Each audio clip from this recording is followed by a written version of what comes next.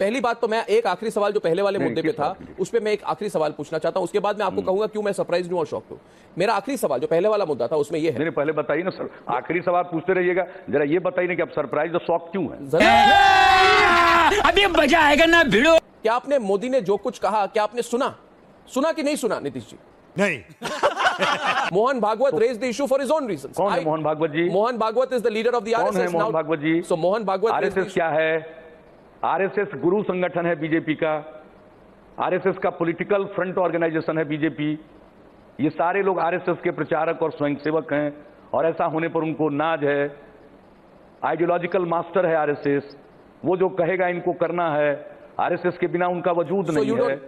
अरे बाप रे, ये तो धोती खोल रहा है। बुरा ना माने, मुझे लगता है you are indulging in criticism for criticism sake during this election season. आप कहते हैं कि Narendra Modi has not specifically spoken about Dadri. अरे भाई पूछ आप रहे हैं और आपको जितनी फुर्सत है हम लोगों को थोड़ी उतनी फुर्सत है।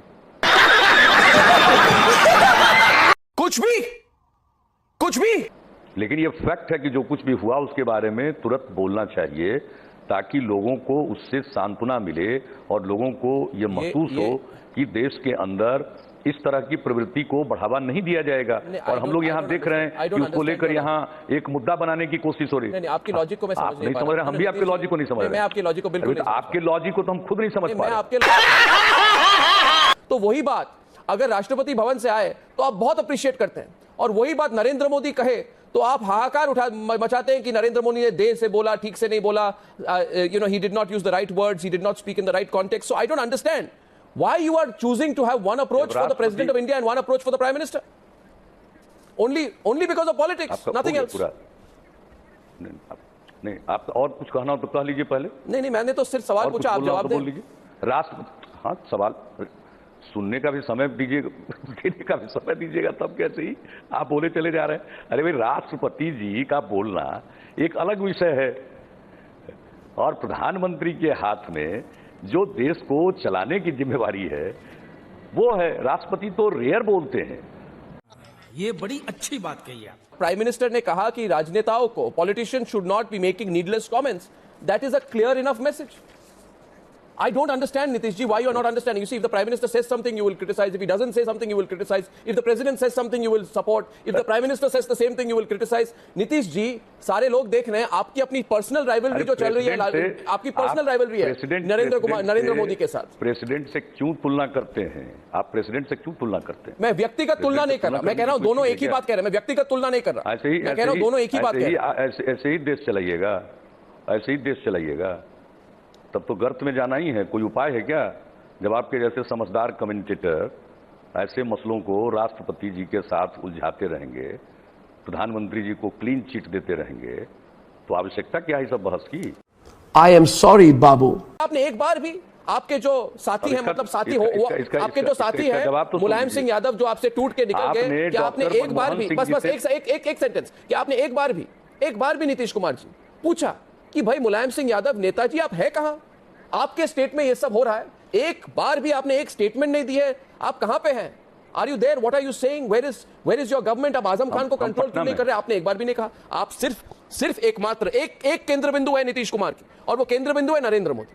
बाकी सब तरफ आप देखते नहीं, आप सिर्फ नरेंद्र मोदी। ऐसा क्यों? और कितना सेंटेंस सब बोलिएगा? नहीं बस ठीक। आप कितना सेंटेंस बोलिएगा? और बोल लीजिए प्लीज।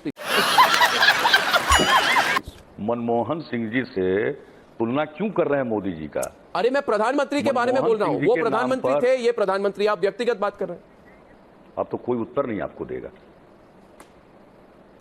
इसलिए कि मनमोहन सिंह जी के लीडरशिप में चुनाव लड़ी थी कांग्रेस पार्टी क्या? अब मनमोहन सिंह जी सब जगह जाकर पूरा भाषण दिए थे क्या कि हमको खाली हमारी सरकार बनाओ और सारी समस्याएं चुटकी बजाते हल हो जाएगी? जी, मेरा अगला सवाल आपसे ये है, आपने कहा और सही कहा कि ये जो बीफ का इशू है ये नॉन इशू है। इसको मैं भी मानता हूं, मैंने कई बार टेलीविजन पर कहा कि देश में कई सारे मुद्दे हैं, मगर कौन बीफ खाता है कौन नहीं खाता ये तो इशू है ही नहीं। हमारे मतलब आपको मत सिखा। मगर मैं समझ नहीं पाता कि आप एक तरफ कहते हैं कि ये बीफ नॉन इशू है, मगर आप इसी बात को बेगूसराय में आपने उठाई, क्यों उठाई? आपने इसी बात को बेगूसराय में 9 अक्टूबर को क्यों उठाया? क्या उठाया जरा बताइए ना, आपको पता है क्या उठाया बताइए ना। आपने इसी बात, क्या इतराज है? नहीं, आप बताइए ना, आप ही बताइए ना कि आपको क्या ऐतराज है। तो आपने बेगूसराय में हमने क्या कहा जिससे आप हर्ट हो गए? I'll tell you. आपको तकलीफ हो गई? नहीं बोलने दे तकलीफ हुआ है बेचारे को। बोल नीतीश जी, अगर ये चुनाव विकासवाद पर है तो आप 3 बार इस इंटरव्यू में आप आरक्षण की बात क्यों कर रहे हैं? मुझे ये भी समझ में नहीं आ रहा है। अगर विकासवाद पर ये आरक्षण विकास से अलग है क्या? नहीं, why is this issue, is this election on caste? एक तो विकासवाद आप एक्सप्लेन करिए पहले। आप जिनका चुनाव जिनकी बात को आप लेकर आप बहस कर रहे हैं, विकासवाद, और विकास तो सुना है, विकासवाद एक नया शब्द का इजाद आप कर रहे हैं, तो इसको तो आप एक्सप्लेन करिएगा, कभी पूरा टाइम 1 घंटा एक्सप्लेन करिएगा। बुनियादी चीज है कि संविधान के मुताबिक देश चलेगा ना, और विकास का मतलब क्या होता है? चंद पूंजीपतियों की संपत्ति और बढ़ जाए?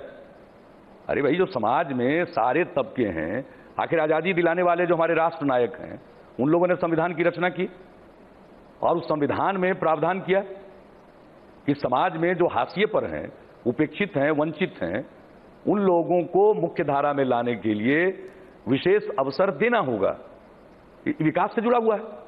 I'm not sure the nation will forgive him ever for this one.